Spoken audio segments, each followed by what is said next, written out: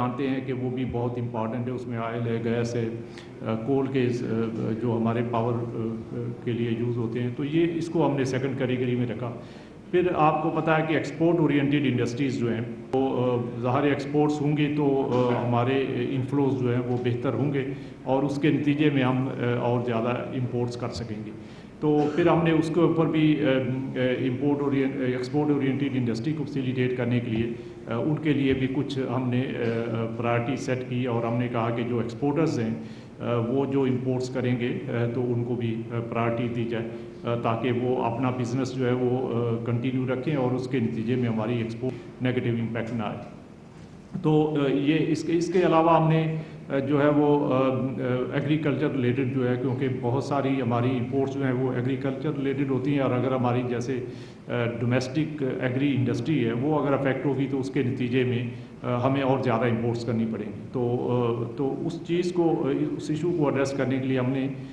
जो agree industry है उसको भी प्रायोरिटी में रखा ताकि हमारे पेस्टिसाइड्स हैं, सीड्स हैं और दूसरी एग्री इनपुट्स हैं उनको जो है वो हम अभी किसी ने यहाँ पे बात भी की थी कि एग्री इनपुट्स हम और सीड को नहीं अलाउ करेंगे तो फिर हमारी एग्री प्रोडक्शन जो है वो अफेक्ट होगी और उसकी वजह से फिर और इंपोर्ट्स का प्रेशर बढ़ेगा। तो हम इन चीज़ों से पूरी तरह वाकिफ़ हैं और इसीलिए एग्री इनपुट्स से रिलेटेड जो चीज़ें हैं वो उसकी प्रायोरिटी भी हमने बहुत हाई रखी हुई है।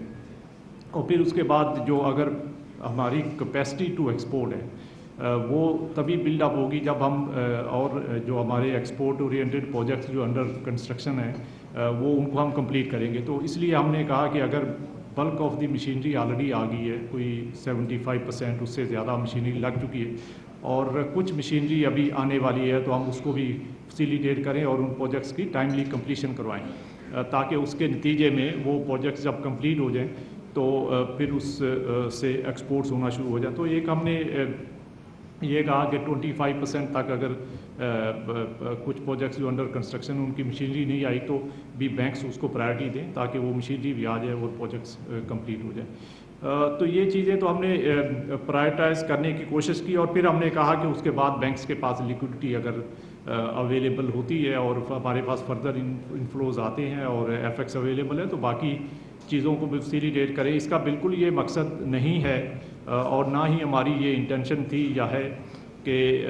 बाकी इंडस्ट्रीज़ हमारे लिए इम्पॉर्टेंट नहीं है। सब अपनी अपनी जगह पे इंपोर्ट्स सारी इम्पॉर्टेंस हैं और किसी ने टायर्स की बात की, हम सब समझते हैं कि ये चीज़ें अगर या टिम्बर है फॉर इंस्टेंस या और बहुत सारे दूसरे स्टील है तो ये सारी इंपोर्ट्स अपनी अपनी जगह पे इम्पॉर्टेंस है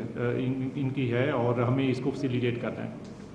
लेकिन करना है अपनी कैपेसिटी जो हमारी है और जितने हमारे पास इनफ्लोज हैं उसके अंदर रह के। ज़ाहिर है कि डॉलर्स हम लोकली तो नहीं हमारे पास अवेलेबल, ये कहीं ना कहीं से हमारे पास आते हैं तो हम अपने बिज़नेस को फैसिलिटेट करते हैं वो और उसमें रेमिटेंसेस हैं, हमारे एक्सपोर्ट्स से रिलेटेड इनफ्लोज हैं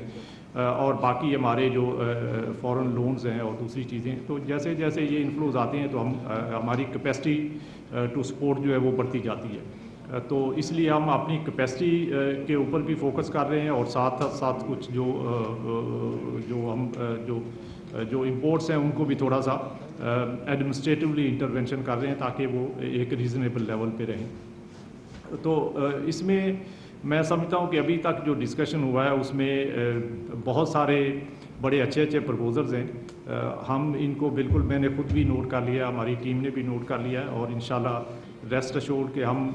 हर एक प्रपोज़ल को बिल्कुल बहुत केयरफुली देखेंगे और उसके बाद हम इसके ऊपर जो है वो अपना एक एक्शन प्लान बनाएंगे और बहुत जल्द बनाएंगे। आप तो ये बिल्कुल भी ना समझिएगा कि मैं आज जाऊंगा तो पता नहीं फिर दोबारा इस पर कोई काम होगा कि नहीं होगा। हमारे लिए इस वक्त जो स्टेट बैंक के अंदर मैं आपको ये अश्योर करवाता हूँ कि ये इश्यूज़ जो हैं सबसे टॉप प्रायोरिटी पे हैं और हमें बिल्कुल इस चीज़ की बहुत तकलीफ़ है कि हमारी बिज़नेस कम्युनिटी जो है जो सफ़र कर रही है और उसके नतीजे में उनका बिज़नेस अफेक्ट हो रहा है। तो आप बिल्कुल ये ना समझें कि हमें कोई उसका एहसास नहीं है। अभी ये टिम्बर एसोसिएशन के रिप्रेजेंटेटिव ने बात की तो मुझे खुद इस चीज़ की बहुत तकलीफ़ थी कि वहाँ पे वो आए और उनको वहाँ पे इस लेवल तक जाना पड़ा। लेकिन आप बिल्कुल इस चीज़ पे मुतमिन रहें کہ آپ جہاں بھی بزنس کر رہے ہیں آپ کے پرپوزلز اور سجیشنز اور جو ایشوز ہیں وہ ہمارے پاس بھی بہت سارے کمیونیکیشن کے چینلز بھی ہیں اور بہت سارے ہمارے لوگ بھی مختلف لیول کے اوپر انٹریکشنز کر رہے ہوتے ہیں، تو یہ سب چیزیں ہمارے پاس آتی ہیں اور ہم ان کو بالکل غور سے دیکھ رہے ہوتے ہیں۔ ابھی جو آپ نے سرکولر ایشو کیا تھا اس میں دو چیزیں اور جو ابھی ادھر بار بار ریپیٹڈلی یہ پرپوزل آ رہا تھا کہ ہمیں 365 ڈیز کے اوپر جو ہے وہ الاؤ کرنا چاہیے، تو یہ آپ ہی کی سجیشنز تھیں جس کو امپلیمنٹ کرتے ہوئے ہم نے یہ سرکولر میں شامل کر دیا تھا کہ اگر 365 ڈیز یا اس سے زیادہ کی ایل سی اوپن ہوتی ہے تو بینکس اس کو الاؤ کریں۔ اسی طرح کسی نے یہ پرپوزل دیا تھا کہ اگر وہ باہر سے لون موبلائز کر لیتے ہیں، خود سے لون ارینج کر لیتے ہیں یا کسی اور جگہ سے فنڈز لے آتے ہیں تو اس کے اگینسٹ الاؤ کرنا چاہیے، تو ہم نے تو یہ سرکولر میں لکھ دیا تھا کہ آپ اپنا پروجیکٹ لون لے لیں، آپ اپنی ایکوٹی کہیں سے ارینج کر لیں یا کوئی اور فنڈنگ ارینج کر لیں تو آپ اس کے اگینسٹ ایل سی اوپن کر لیں۔ مجھے سچی بات ہے یہ ابھی یہ سن کے آئی واز جسٹ تھنکنگ کہ یہ ایسا 365 ڈیز کا فار انسٹنس اگر نہیں امپلیمنٹ ہوا یا کسی کیس میں نہیں امپلیمنٹ ہوا تو اس کی ریزن کیا ہے، تو ہم بالکل اس کو سیپریٹ آپ سے بھی ان حساب سے جن کے یہ کیسز ہیں ڈسکس کر لیتے ہیں اور بینک سے بھی کوآرڈینیٹ کر لیتے ہیں اور اس کو ہم انشور کروائیں